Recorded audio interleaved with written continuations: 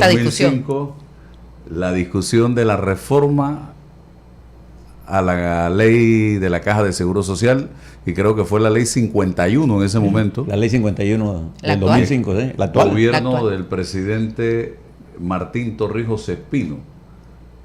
Y no fue otro que don Leandro Ávila, quien era diputado de la República en ese momento. Vamos a ver si prende el micrófono y la cámara, porque José, ahí está. Porque sí. Yo creo, no sé, Leandro, bienvenido, gracias por estar acá con nosotros.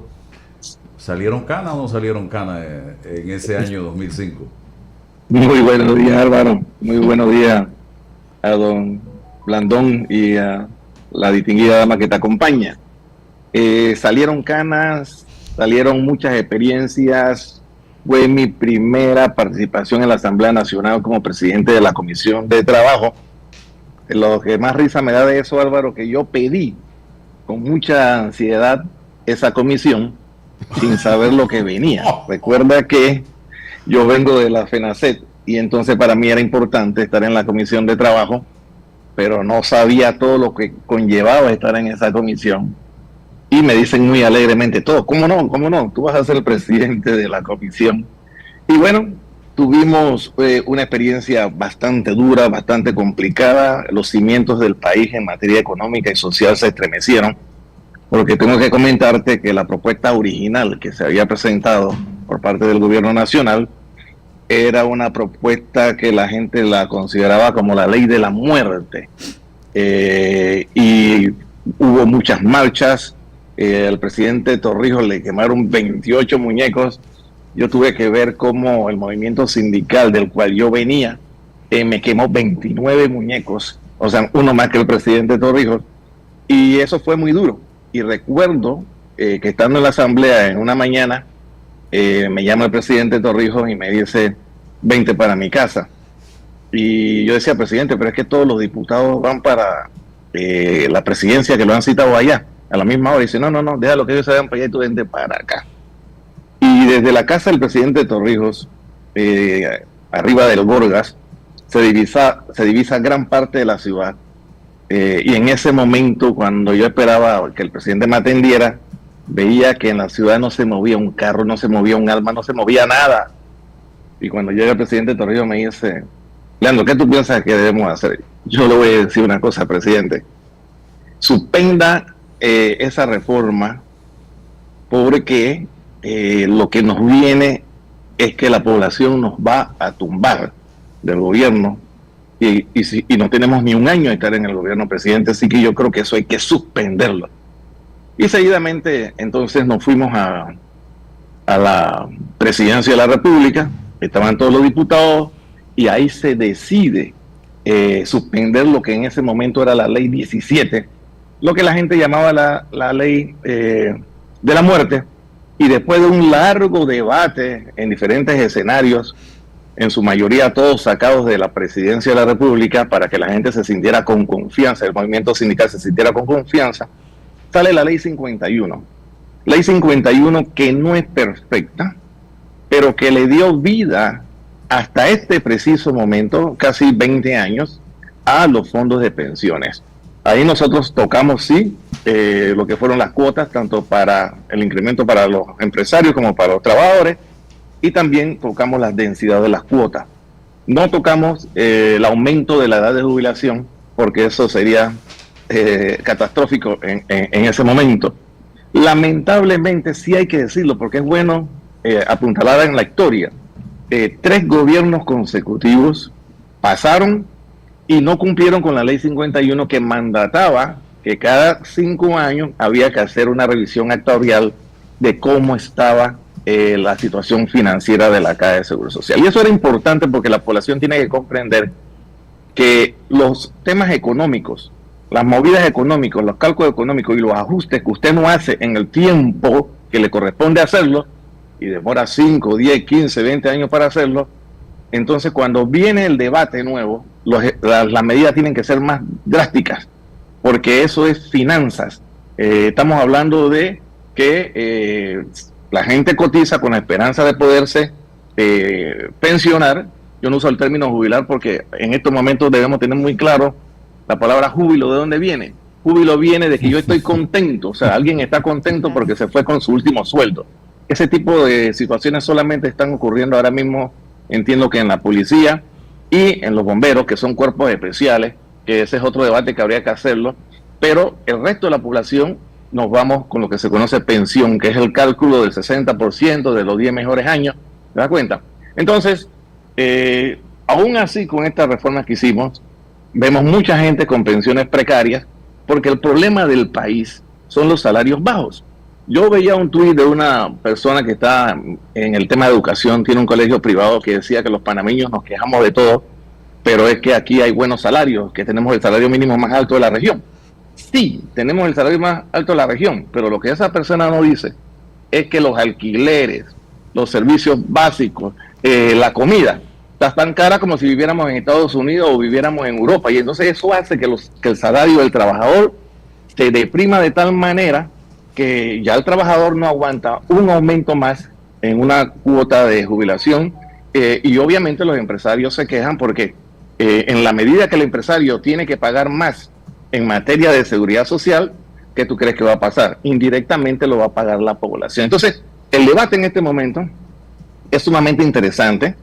Sí es necesario y urgente que se haga algo para salvar la caja de seguro social, pero en lo que discrepo con el señor director es que en una de las entrevistas que lo escuché por la televisión, él dijo que la propuesta de ley que presentó el Ejecutivo era para resolver el problema de la caja de seguro social para toda la vida.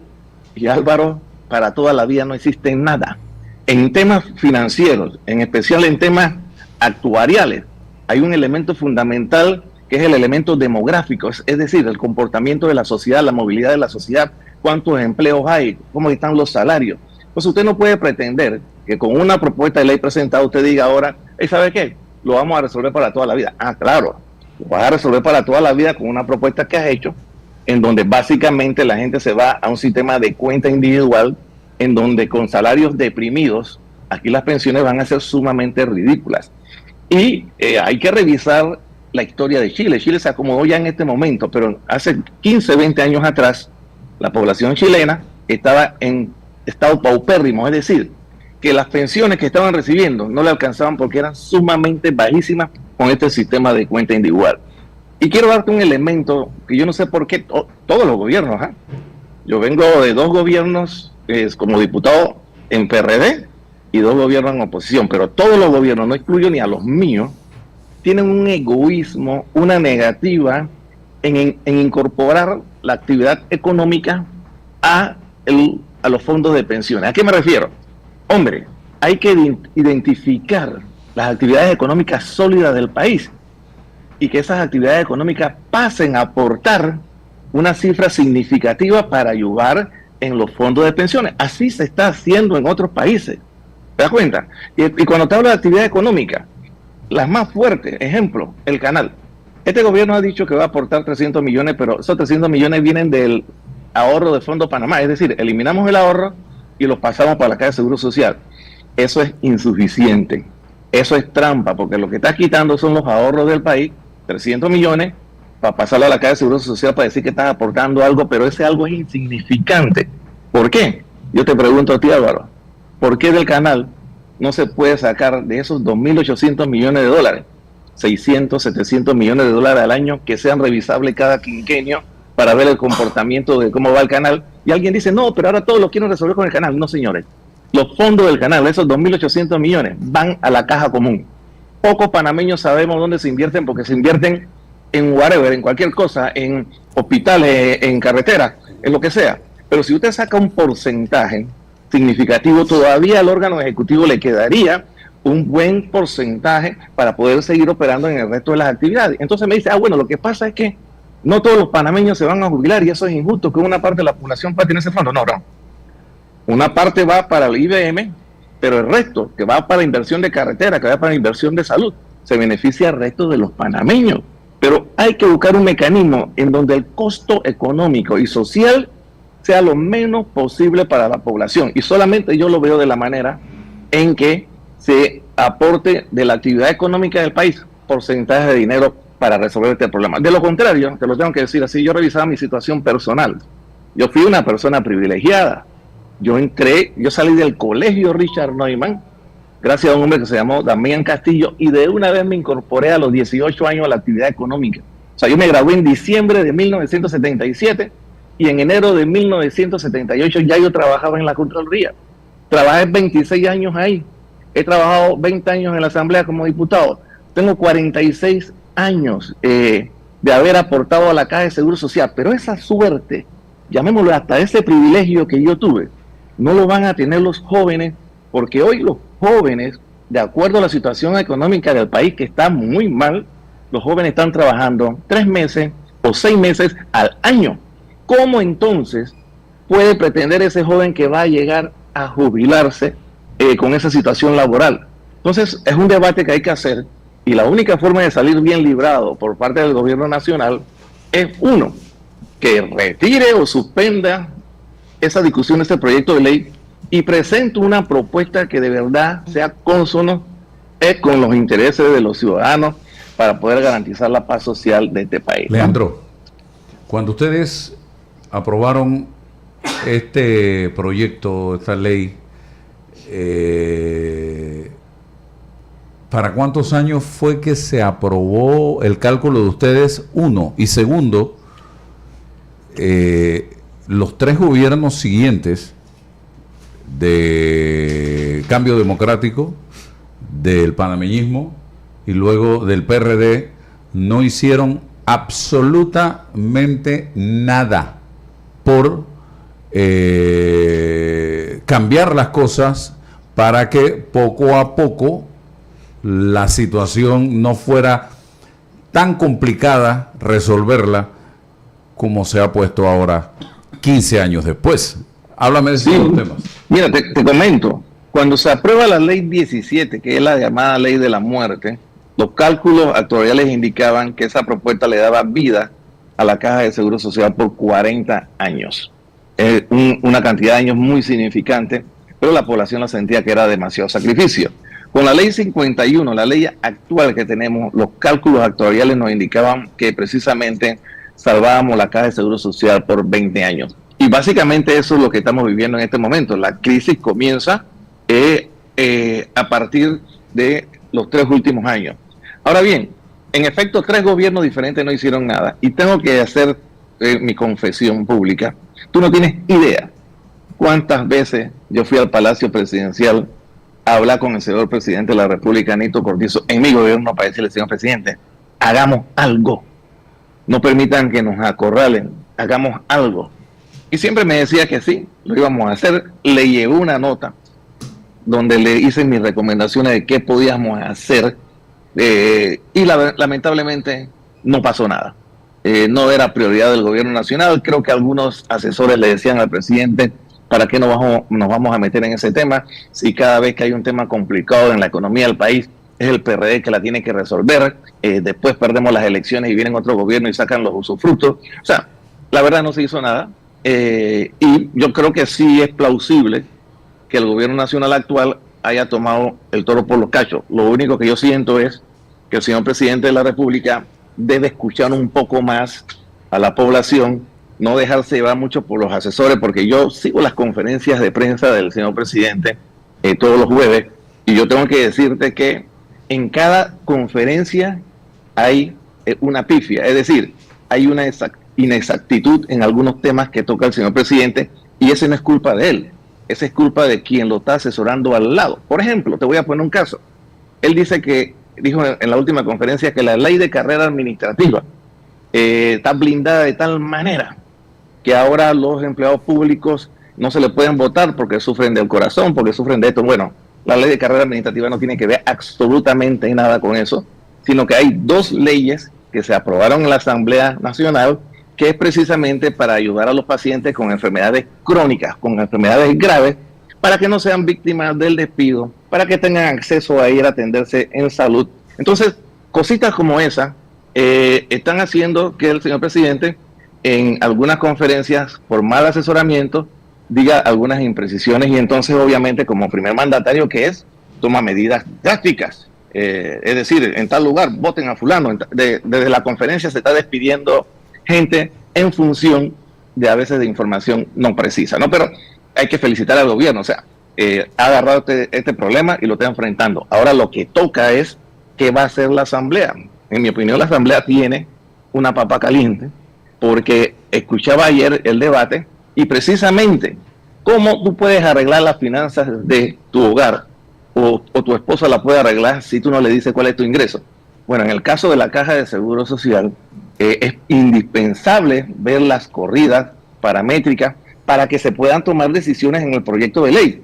Y te lo digo, si la Asamblea Nacional comienza a modificar la propuesta que hizo el gobierno por su propia autonomía, que tiene todo el derecho, eso se descuadra y numéricamente y financieramente y actualmente no va a funcionar. Entonces tiene que haber una armonía entre el órgano ejecutivo, la Asamblea Nacional, la población, de que los ajustes que se vayan a hacer sean coherentes y que en efecto le den una salvación, te lo voy a decir así, una salvación de 25 o 30 años, más de ahí es una locura, es imposible, porque uno no puede medir, como dice la Biblia, uno ni siquiera sabe qué va a suceder mañana, mucho menos puede saber qué va a suceder en 50, 60 años, así que hablar de eso de que quiero hacer una salvación para toda la vida, eso no tiene sentido. Entonces, yo reitero, hay que incorporar la actividad económica del país a la salvación de la Caja de Seguro Social para evitar cargárselo a la población. Ingeniero Blandón. Buenos días, Leandro, ¿cómo está usted? Mi salud y respeto, tiempo de no saber de usted, y mucho menos de verlo, hombre. Bueno, aquí estamos. Por lo menos lo veo por aquí. Estamos en la brega. Bien, voy a tomar sus palabras y voy a mezclarlas un poco con la conversación informativa que tenemos con el doctor Ernesto Pérez Valladares. La primera cosa que quiero saber es que usted está de acuerdo que el sistema de pensiones de la Caja de Seguro Social, la Caja de Seguro Social como institución, merece un cambio. Pero creo que eso está claro en la mente suya. Pero usted tuvo varios periodos en la Asamblea. Yo no recuerdo en la historia nacional que una ley de esta naturaleza por la Asamblea pase sin reformas. Sin reformas importantes. Por ejemplo, yo recuerdo cuando Martín hizo la ley de 2005, don Gerardo González me habló sobre esto y me pidió mi humilde opinión sobre algunos de estos temas. Y usted recuerda que esta ley en el año de Martín, esta ley fue aprobada en la Asamblea, la de Martín, la de 2015, la de 51, pero después tuvo que hacerse para atrás, porque yo le decía a Gerardo, me llama la atención el movimiento social que hay, y la política es el arte de las posibilidades. Y Martín en forma inteligente revisó esto. ¿Cuál es su sugerencia a la Asamblea actual en el manejo de esta ley? Que empujen esto en un tiempo determinado, que lo lleven en discusión y hasta que tengamos un consenso. Porque esta ley debe tener un consenso político y debe ser el reflejo de las posibilidades políticas del país. Imponerla tiene un costo político muy alto e innecesario en un país que busca atraer inversiones en un momento crítico de la historia del mundo en general y de la región latinoamericana en particular. ¿Qué cree usted que debería ser la Asamblea Nacional con esta ley? Sí, yo pienso que la Asamblea Nacional debe seguir precisamente en el periodo de escucha a todos los actores de la sociedad, pero paralelamente tiene que tener buenos asesores económicos, financieros, actuariales, que asesoren a la misma Asamblea y a la Comisión de Trabajo y Bienestar Social, para que una vez recogidas las opiniones importantísimas y que tengan que ver directamente con el mejoramiento de esa ley, se le puede hacer un informe a la Asamblea y ese informe sea trasladado junto con la devolución de la propuesta que el Ejecutivo presentó, para que entonces sea el Ejecutivo que, revisando la propuesta que escogió la Asamblea Nacional, siente a los técnicos de la Presidencia, de la Caja de Seguro Social o a los actuarios para presentar una nueva propuesta que vaya más enmarcada en la información que se recolectó en la Asamblea Nacional. Yo le digo una cosa, si bien es cierto usted plantea que es necesario que la ley vaya con consenso, nunca va a ser posible que lleve el 100% del consenso, porque esto es finanzas. El consenso no es unanimidad. Y en las finanzas a alguien hay que tocar, ¿verdad? Lo que hay que tratar de hacer es que el efecto de tocar sea lo menos doloroso posible para uno de los sectores. ¿Ve? Entonces, pero reiterando, que el Ejecutivo abra la voluntad que no ha tenido ningún otro órgano del Estado. Mire, aquí hablamos en este país muy alegremente de presupuestos de 36 mil millones de dólares.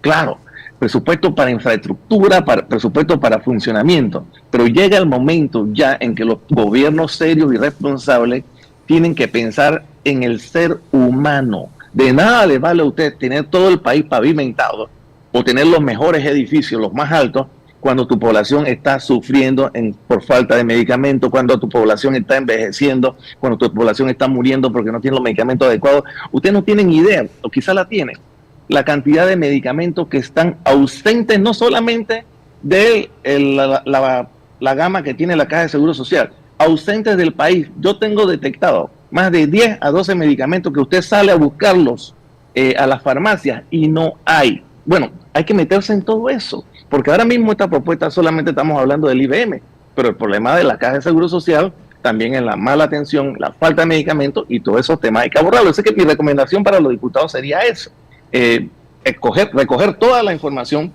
la importante, la que tenga peso financiero, peso social, hacerlo en un informe y devolverle esa propuesta de ley al órgano ejecutivo para que se sienten y en ese sentar, ¿qué fue lo que hizo el presidente Torrijos? Yo recuerdo que nos tomamos 3 o 4 meses después de haber retirado la ley 17 en mesas de diálogo en diferentes sectores para que los sectores populares pudieran opinar de lo nuevo que se estaba trabajando. Y lo nuevo que se trabajó ayudó a traer un poquito la paz social, que es la que necesitamos. Mira, Panamá en estos momentos, hay quienes están apostando a que la gente va para la calle. Yo quisiera que no se fuerce esto para que la gente no vaya a la calle. ¿Sabe por qué? Porque los efectos de 2 años anteriores, cuando en noviembre del año pasado el país estuvo cerrado por las cosas que nosotros sabemos, la economía se fue al piso.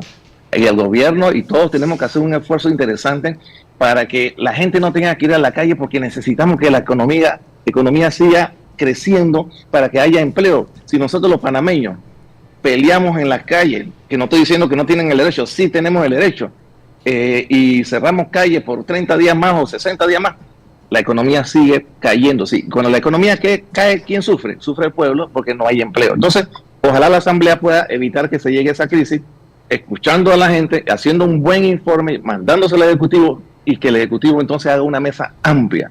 Y si tenemos que irnos hasta febrero, marzo, en una discusión, yo creo que sería lo más sano, en vez de tratar de reforzarlo en sesiones extraordinarias. Sí, que es lo que he percibido cada vez que escucho al presidente de la República hablar, que esto prácticamente tiene que aprobarse el 31 de diciembre para que ya pasemos la página e iniciemos el año con otros derroteros, con otros objetivos. Y yo no veo, y yo hablo con mucha gente todos los días, aquí le hemos dado la oportunidad a todos los sectores para que hablen, para que expresen su posición.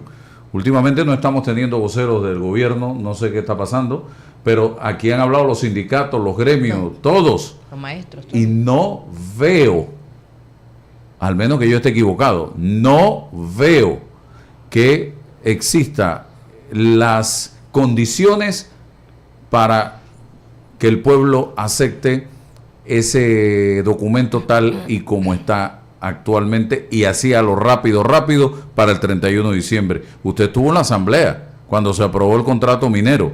¿Teme usted que algo parecido, si no se hacen las cosas correctamente, pueda pasar? Mira, Álvaro, yo he estado alejado bastante de la actividad política y me he metido a la parte privada de una oficina jurídica, pero donde me meto, si voy a los bancos, si voy al supermercado, siempre hay 1, 2 o 3 panameños que están hablando del tema y yo no sé si lo dicen porque me ven, pero lo que yo oigo de la gente es, vamos para la calle, vamos para la calle. Esto no puede ser. Entonces, yo creo que uno cuando está acá alejado de la actividad pública, uno tiene el termómetro.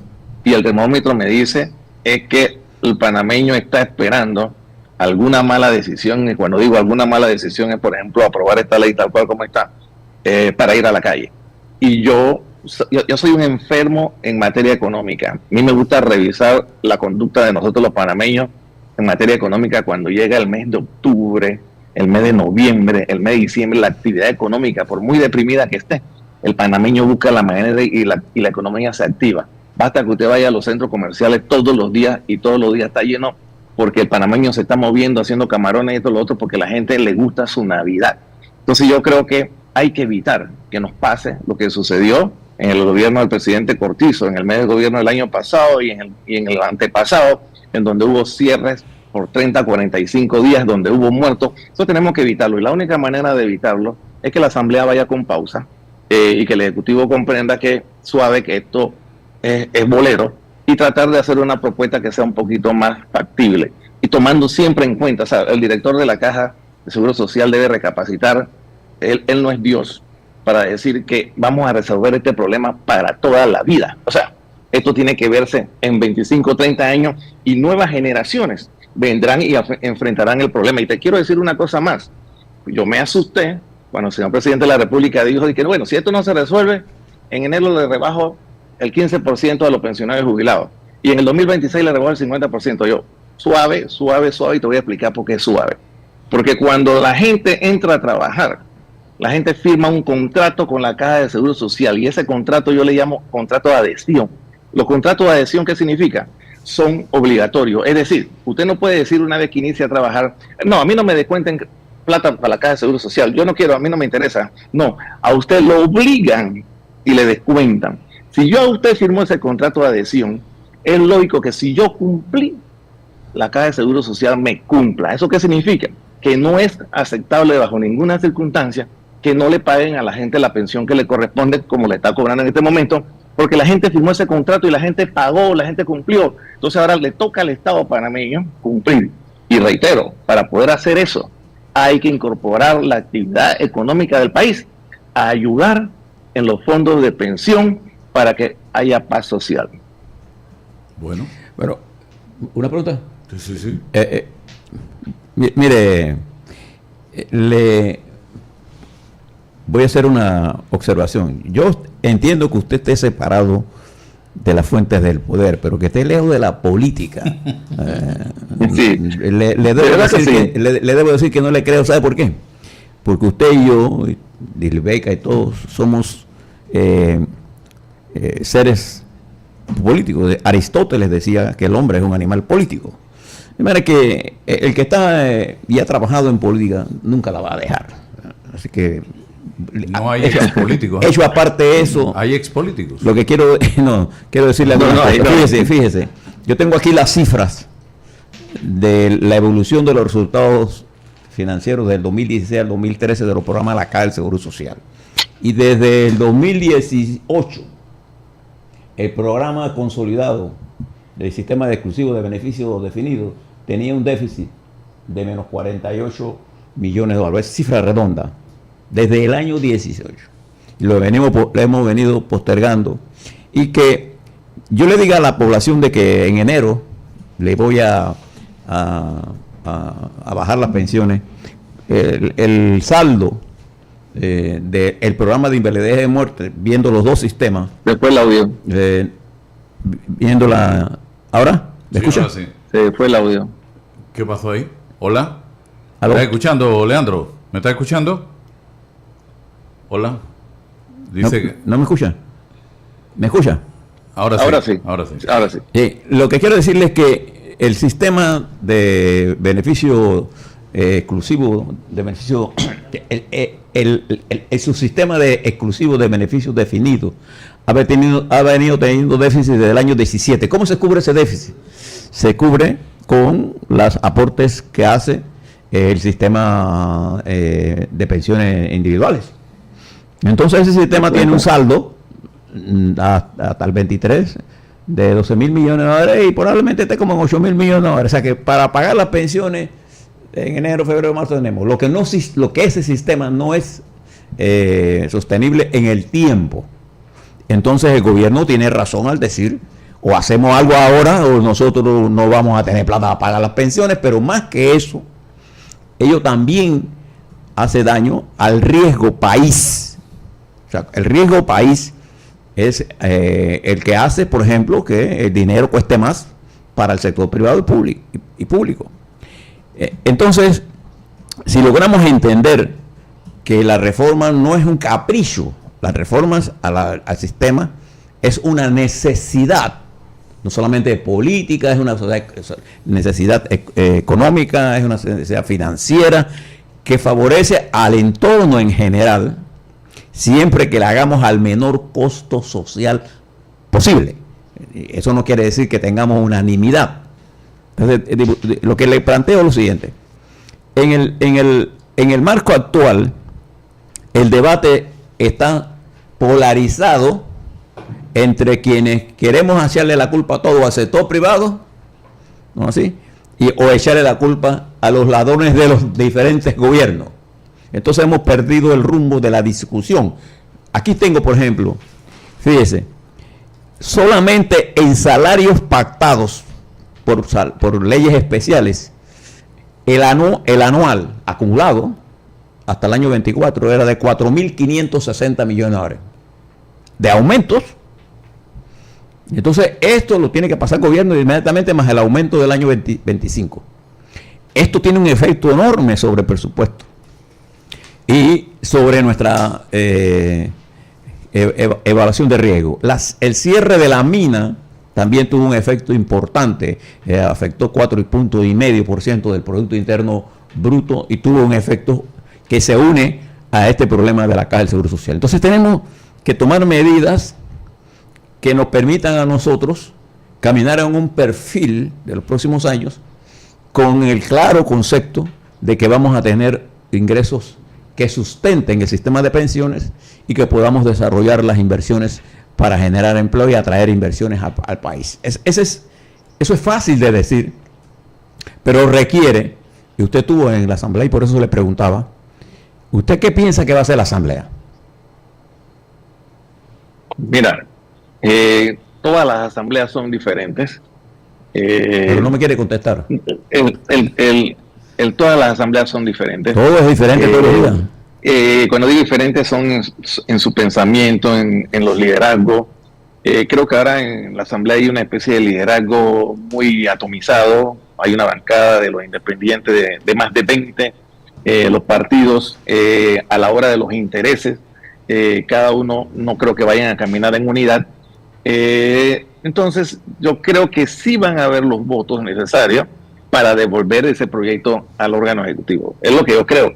Es lo más saludable en este momento para que de manera pausada se pueda hacer un trabajo que precisamente tienda a buscarle solución a los puntos que usted ha planteado. Por eso yo decía, si la asamblea se mete a discutir el proyecto de ley y comienza a hacer reformas a criterio de cada bancada o a criterio de cada diputado, descuadra la propuesta que presentó el órgano ejecutivo y no se cumple con su cometido. Por eso entonces lo más inteligente sería recoger todo de lo que están aportando los ciudadanos para mejorar ese proyecto de ley, hacer un informe sobre ese tema, enviarle nuevamente esta propuesta al órgano ejecutivo y exigirle al órgano ejecutivo un debate nacional, mesas de trabajo, para que entonces los panameños nos podamos poner de acuerdo. Pero reitero, para esas mesas de trabajo, yo no sé, don Blandón, Álvaro, yo insisto en que para poder ir resolviendo el problema no se lo podemos cargar 100% a la gente.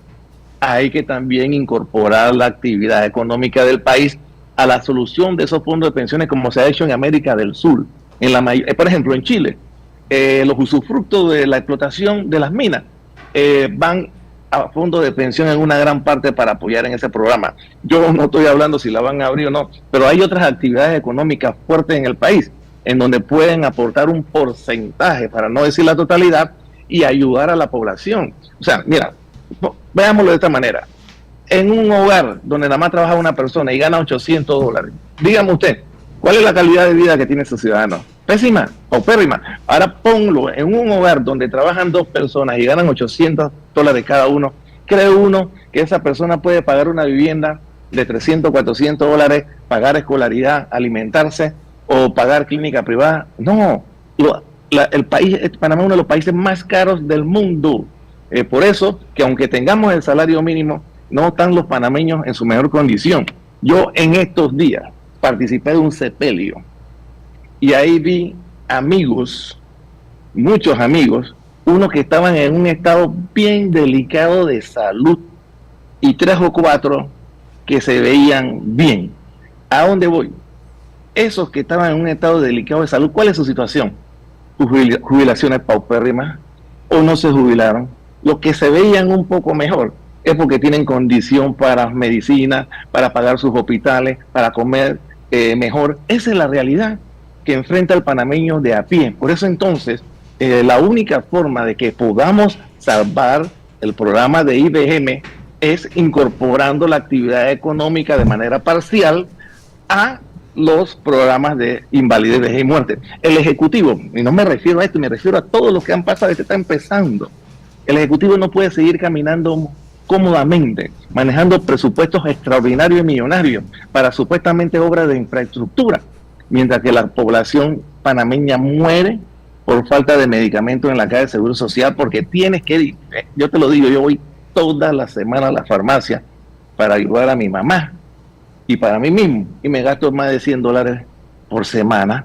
¿Cómo hace el panameño de a pie que gana $600 y $800 y esos medicamentos? Hay 3 medicamentos que toma mi mamá que no lo tiene la caja de Seguro Social y yo se los tengo que comprar. Pero ¿qué hace el resto del panameño que no tiene esa condición? Entonces, por ahí viene el enfoque. Hay que incorporar la actividad económica del país de manera parcial a la solución del IBM. No puede pretenderse que todo se le cargue a la población. Bueno, Leandro, muchísimas gracias por permitirnos compartir con usted. Para los que preguntan en redes sociales, en el chat en vivo de YouTube, el propósito de conversar con Leandro Ávila en el día de hoy, haciendo un poquito de historia, es que en el 2005, estamos hablando de cuántos años, 15 años aproximadamente, fue él quien estuvo al frente de la Comisión de Trabajo de la Asamblea Nacional. ¿Ah? Casi 20 años. Casi 20 años, sí. 20, perdón. Frente a la Comisión de Trabajo de la Asamblea Nacional, cuando se discutió la última reforma a la ley de la Caja de Seguro Social que creó el sistema mixto de pensiones y dejó el sistema solidario de beneficio definido para un número específico de panameños que tenían cierta edad. Es por eso el motivo de la conversación, y que 15 años, 3 gobiernos, gobierno de Ricardo Martinelli, gobierno de Juan Carlos Varela, gobierno de Laurentino Cortizo, y no se hizo más nada por tratar de seguir mejorando la situación de la Caja de Seguro Social. Lo que pasó fue simplemente que no entró un centavo más nuevo, fresco, al sistema de beneficio definido. Se alimentó, se engordó el sistema mixto y hoy estamos pagando las consecuencias. Vinieron una serie de situaciones durante estos 15 años y repito, no se, ya vamos para 20 y no se hizo nada. Ahora, por eso estamos conversando con Leandro Ávila para conocer un poco aquellos momentos que se vivieron donde yo decía, y lo converso con mucha gente, el presidente Torrijos prácticamente estuvo en cuidados intensivos en materia política en ese momento. Hubo que darle desfibrilador, respiración artificial, de todo, para que ese gobierno no se cayera en ese momento, porque las calles estaban prendidas. Álvaro, déjame decirte algo. Yo pagué los costos de eso. Yo fui en el primer periodo mío el diputado más votado de la República.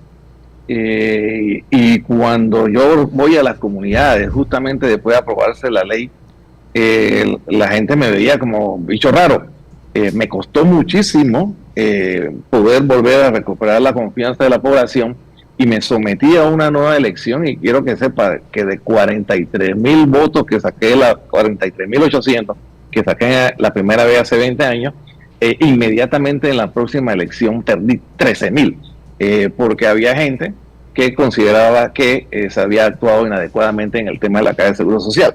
Estos son temas apasionados, son temas bien complicados, ¿verdad? Y mucha gente no lo comprende, pero en estos momentos yo abogo para que de verdad haya mucho diálogo, haya mucho consenso, haya mente abierta por parte del órgano ejecutivo, porque siempre pensamos en la Asamblea, pero el que al final dice qué va a pasar y cómo lo quiere es el órgano ejecutivo. Entonces por ahí hay que apuntalar, necesitamos en este momento que el señor presidente tome en cuenta que el país no puede seguir pretendiendo que algunos ministerios vivan muellemente, muy cómodamente, con grandes gastos, y tengamos presupuesto de 36,000 millones de dólares y entonces no haya un aporte significativo de la actividad económica panameña al tema del IBM. El Ejecutivo no puede seguir pretendiendo que va a caminar muellemente mientras que el resto de los ciudadanos vayan tropezados. Hay que incorporar parte de la actividad económica a la salvación del IBM porque los salarios de los panameños no dan más para seguir aportando. Bueno, gracias, Leandro. Que pase excelente Gracias día. a usted. Gracias a usted y saludos, Blandón, y a la dama que